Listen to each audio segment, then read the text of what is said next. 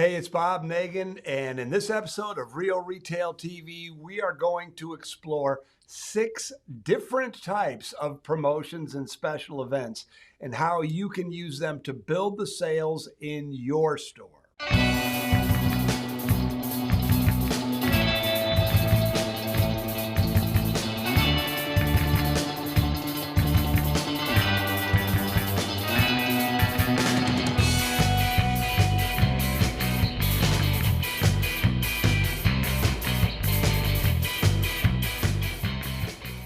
So before we get into the 6 type of events, I want to share some exciting news with you. On January 3rd, we are doing a full day event called Power Promotions.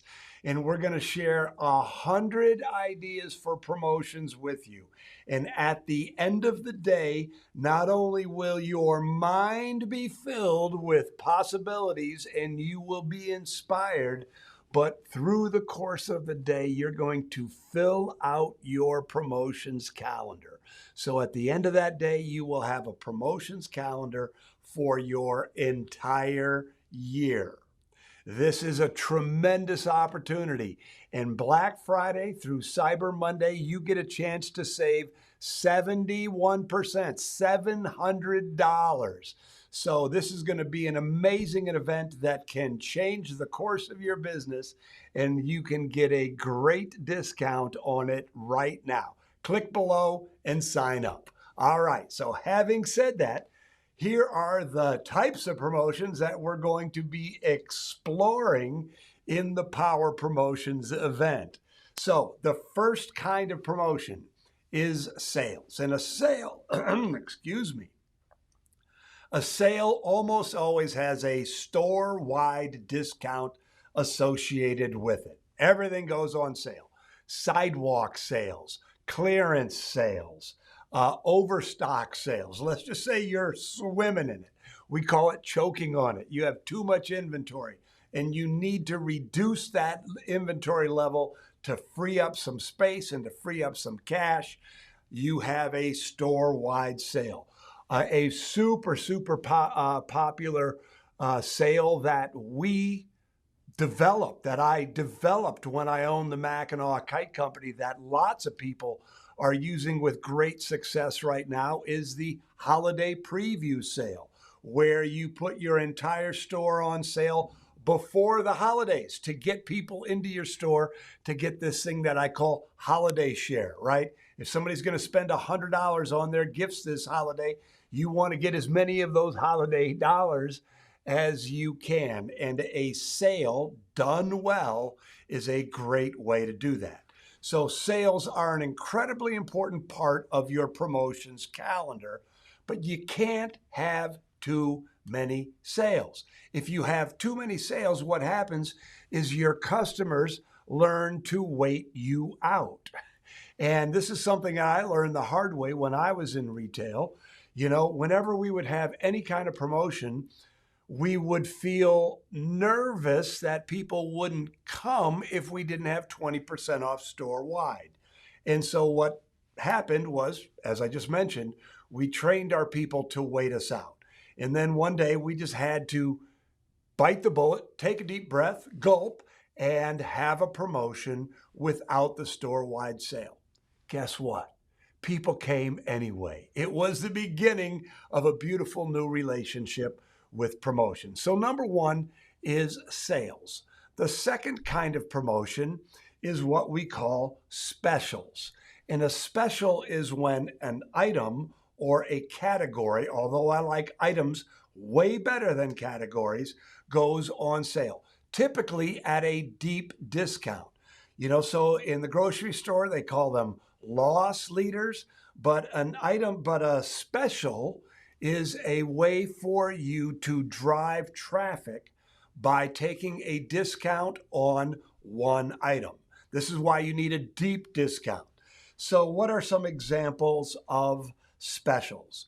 An item special. If you're overstocked in one item, you can put that one item on sale to reduce your inventory levels just on that item. If you go to a trade show, you can create a whole series of specials just by the things that you find. So you're walking around the show, you find 10 things that you absolutely love, and you create a promotion around those 10 things, whether you drip them one at a time or you offer them all at once, but those become trade show specials. A really popular special that so many people in our community are doing, and that I would encourage you to do also, is the 12 Days of Christmas special. And what happens in that 12 Days of Christmas special, as we teach it anyway, is every day one item is put on sale at a deep discount, typically 50 to 75% off. And that item drives traffic because people want to get that item on sale at that great price. But then, of course, when they're in your store, your tremendous merchandise mix, your highly skilled sales team turns that traffic into more sales. So people are buying more than just the item that is on special. So what do we have? We have sales, we have specials. The third kind of promotion is off-site.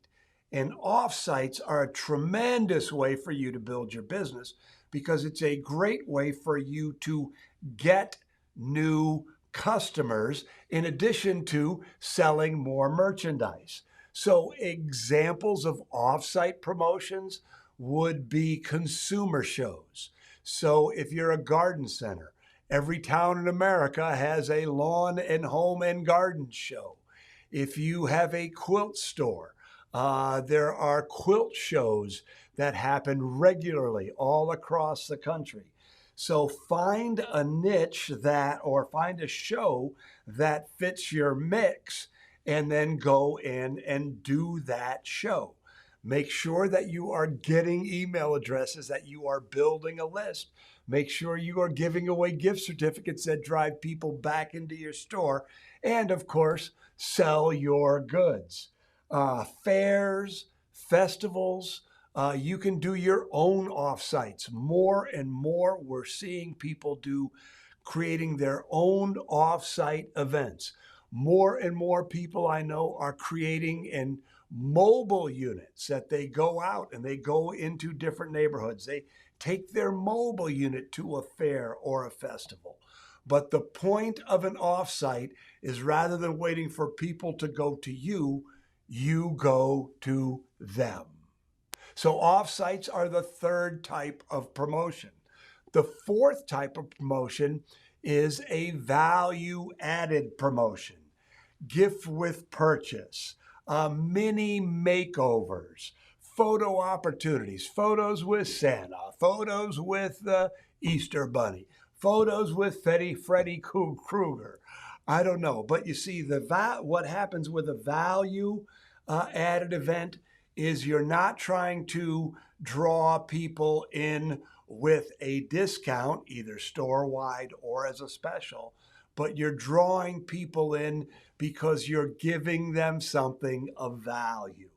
And value added are a great way for you to, really build that emotional bank account that we've talked about. The fifth type of promotion is cause marketing.